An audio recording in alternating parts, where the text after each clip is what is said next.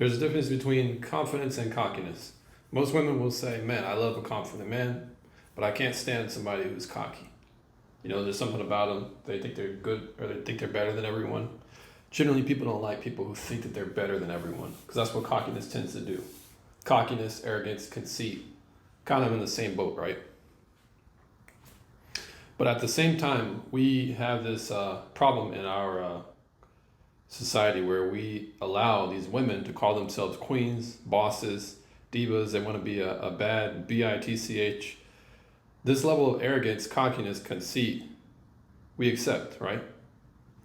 That is an issue. Now, if you look up the term conceit, arrogance, cockiness, generally this is what you'll get in a definition. Someone who has an overinflated sense of their own self-image. See, a person who's confident, they're aware of their skills and their abilities. Whereas a person who's cocky, they have an inflated sense of who they are or an inflated sense of their own abilities. Now, this is a very big problem within a lot of ideologies that women adopt. Where did it come from? My idea of where this whole queen thing came from is, back when Black people used to be slaves, and then we used to be under Jim Crow, and then we got civil rights, and then all of a sudden we started to adopt feminism. What feminism taught women is that they should look for power. They should try and get power. They should try and be an empowered woman, right? So then you have your tattered past of being a slave to now you getting some type of equal treatment under the law, to now you wanting more out of life from society as a woman. You call yourself an empowered woman. You call yourself a strong woman. Then you hear these terms like strong Black woman, and then you hear these terms like queen. So it's like a psychological defense mechanism, I would argue, because you have a tattered past, and you're trying to assert you're trying to assert some type of dominance on the world by claiming what you want to be in the future. But the problem is, even though that might be a good intention of the heart, the issue is that it is a cocky and a very arrogant and a very prideful way to think. To be high-minded and to think highly of yourself too highly, it is a very fatal flaw that a lot of women have. Now, how do women overinflate their own value? First off, your sexuality. Your sexuality doesn't mean much. And here's how. It only has short-term value. Because once a man gets done with his orgasmic experience, there's only a certain amount of those before he's like, you know what? You are no longer of value to me like that. So I would rather just search for it in another woman. I might cheat on you. I might break up with you. I might try and fulfill a fix that I will always have. And it's not you. You're nothing special. You might have curves. You might have a nice body. You might be good in quote unquote bed. But I will eventually get tired and I will want something new. So the modern woman has been taught that she has to use her sexuality and her looks at the forefront of everything else so that she can use it to her advantage. A lot of times she doesn't even want to lock down a man. She just wants to use men to get money out of them. But the problem is it's a double-edged sword, because once she finds a man that she actually likes, he just ends up finding someone who he's more interested in because she's leading with all the wrong things, right? She's leading with her body. She's leading with her looks. At the same time, she doesn't know how to turn it off, right? This queen, this one who's always looking for validation, this person who's always searching for the next fix, the next hit from attention and compliments. For example, let's just say she does settle down. You can't act like a bad bee. You can't act like a queen to any man who's worth any wisdom in his mind, to any man who's actually a smart person. A wise man is going to say, a woman who leads with her looks is not a woman for me. She's for everyone, right? You heard the term belongs to the streets, right? There's a kernel of truth in that. It's basically saying that this woman who I want to settle down with, I better make sure that she's not community property. She is a woman of high respect and high regard, not a woman who, when I take her to my business meetings, I'm being approached by other men saying, wow, yeah, you know what? She is a good lay. Dang, you know what? Your wife or your girlfriend, she's such a good person in bed. Do you think a man wants to go through the embarrassment? Do you think a man wants to have to carry that around? The suspicion of the fact that there are multiple men that she has that have had her? Do you think a man wants to have any dignity within his role as a man, knowing that his wife or his girlfriend that he really wants to marry or he wants to settle down with, that she is a community property, that she's always advertising the fact that she's looking for attention? No. See, if you're employed with somebody and they find out that you're constantly looking for other jobs, they're going to be like, okay, well, I don't necessarily know if I want to promote this person. I don't know how seriously I should take this employee because he might step out. That's the same psychological epiphany that a man's going to have about a woman who doesn't hold herself in high respect and high regard. If she's acting slatternly, or she's acting whorish, he's going to say, this is not the type of woman that I want to marry. This is not the type of woman that I want to bring home to my mother. She's an embarrassment. And as a matter of fact, I might have my way with her, but I'm not going to settle down with her. See, this is how the woman overvalues her own sexuality.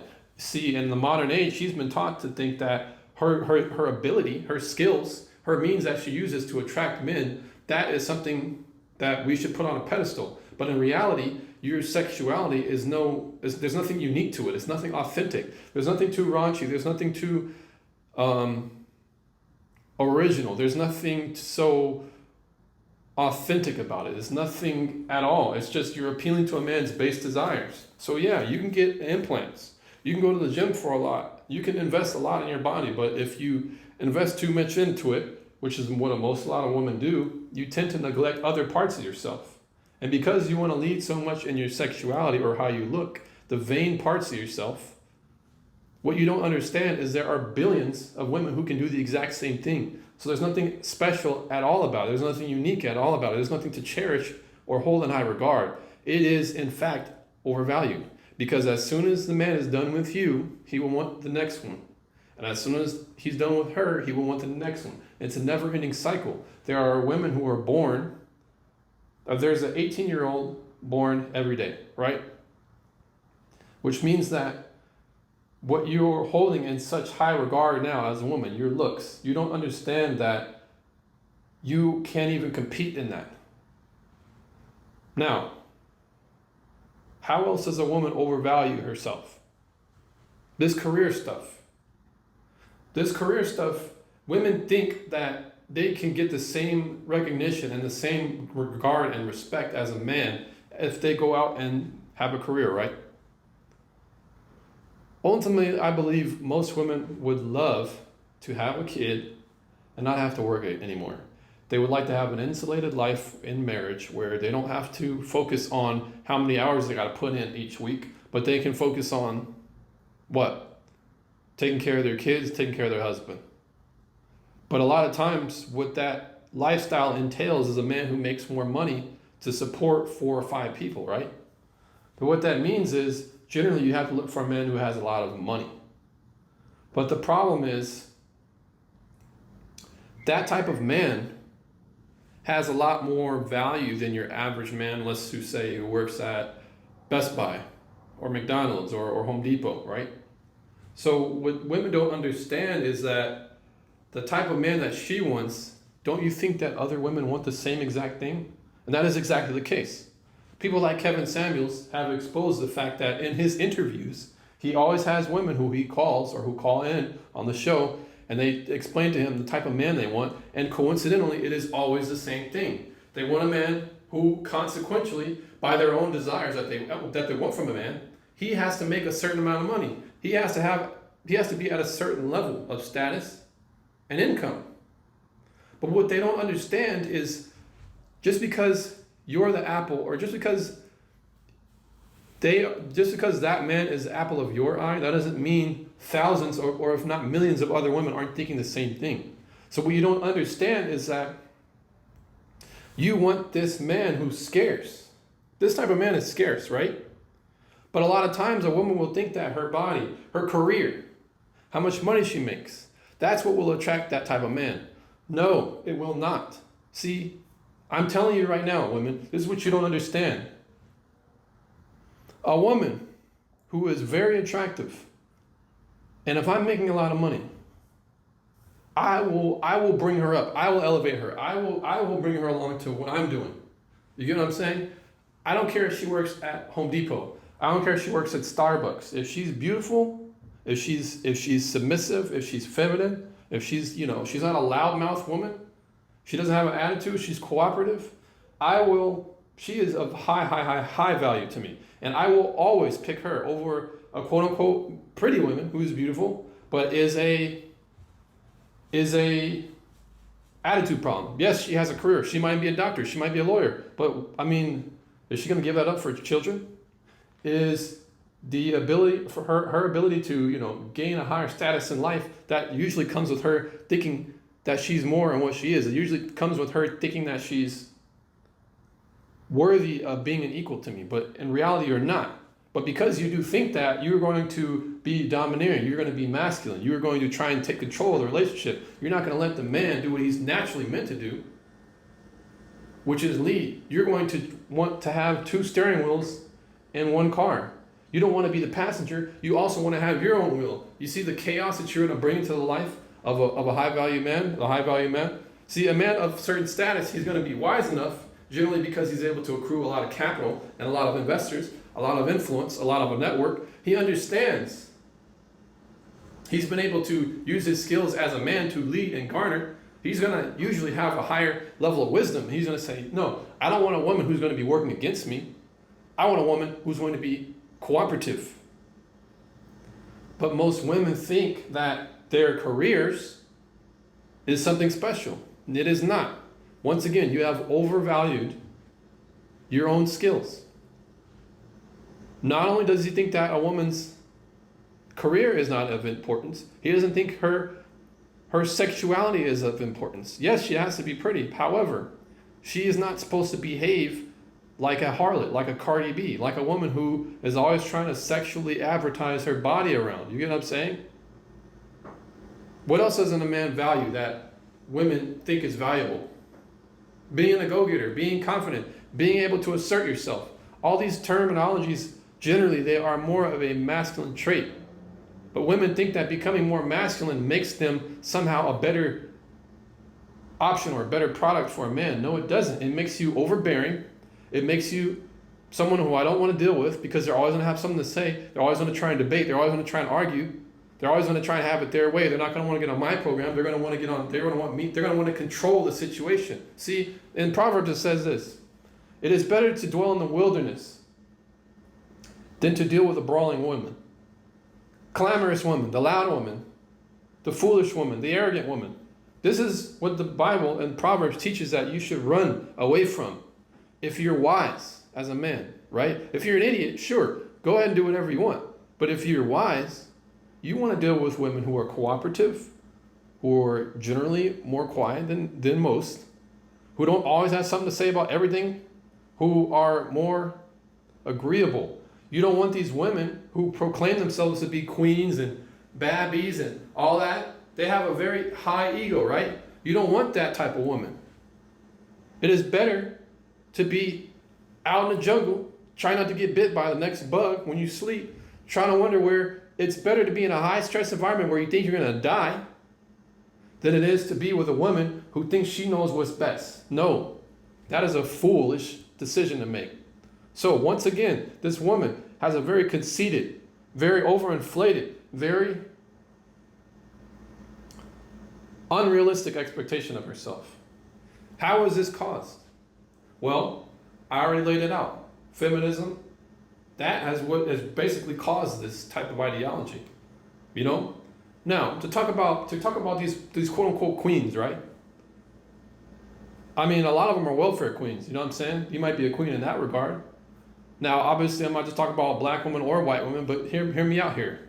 Now, black people, especially the ones calling themselves queens, they generally vote Democrat. 90% of black people vote Democrat. Okay, so you mean to tell me that a person who is of royalty is going to be begging for the government, for government assistance, who's willing to always be begging the government, please, government, give us affirmative action. Please, government, give us free education. Please, government, give us a stimulus check, welfare. Please, government. No, that is not royalty. Royalty, they got their own army. They're self-sufficient. They know what they need to do to get it done. They don't depend on anybody. They're self-sustainable. They go get what they want. They don't beg. See, what queens, these modern day queens are doing is they are saying, I'm going to call myself a queen, but I'm going to act like a peasant. Because all I do is beg to the government. All I do is I feel like I'm entitled to government this and that. That is utter hypocrisy, utter inconsistency. So, what can you do about it? If you can't accept criticism, if you can't accept the fact that you need to change, if you don't want to change, if you're going to want to stay on this image that you have of yourself of being, I'm a queen and I'm the prize, you are not. You're not. I'm sorry, you're not. And I'm not going to necessarily say the man's the prize. I would argue he's more logically than you are, but I'm not even really trying to go there. But I'm trying to say, like, this whole woman mentality, you guys think way too highly of yourselves, and what's going to happen is you're going to end up dying alone, and you're going to end up being with men you don't want to be with because of your own actions right now. So if you can just change it, if you can just get more humble, if you can just say, you know what, maybe I should dress a little bit more humbly. Maybe I should act a little bit more humbly. Maybe I shouldn't be as loud as I'm talking right now. Maybe I shouldn't always try and project my voice and make sure I'm heard and assert my opinions and always have to show people how I'm feeling and I feel like this and that. If you stop acting like that, and if you just went to a woman who's quiet, a woman who looks like she can be led, as opposed, like, think about it. If I got a platoon and I'm the head of the platoon, I don't even know the ranks, but let's just say I'm the sergeant or whatever, or the general. Do you think the general at wartime wants somebody at a lower rank to him being insubordinate? What is going to happen? The ranks matter. They're there for a reason. So you got to be in your place, because if you're not, things are going to get out of order, and if things are out of order, the enemy can come in. The enemy can break the ranks. So a general does not want a captain who's always got an opinion, who's always stepping outside of his rank, and who's always trying to be arrogant. That's how you get court-martialed. That's how you get dishonorably discharged, because you're not following the rules of engagement. It is the same with relationships. Because women don't know their specific place, sorry to say it, but because you don't know it, you give men anxiety. You don't give men peace. You give men a reason to not want to be with you. Why do I want to even get into this argument with her? All I already know, she's already gonna fight me on this. What's the point? There's no peace in that. So I know I'm kind of getting around but you guys get the idea. So how much time I did on this? Yeah, I'll just end it here. I got more to say about it, but peace.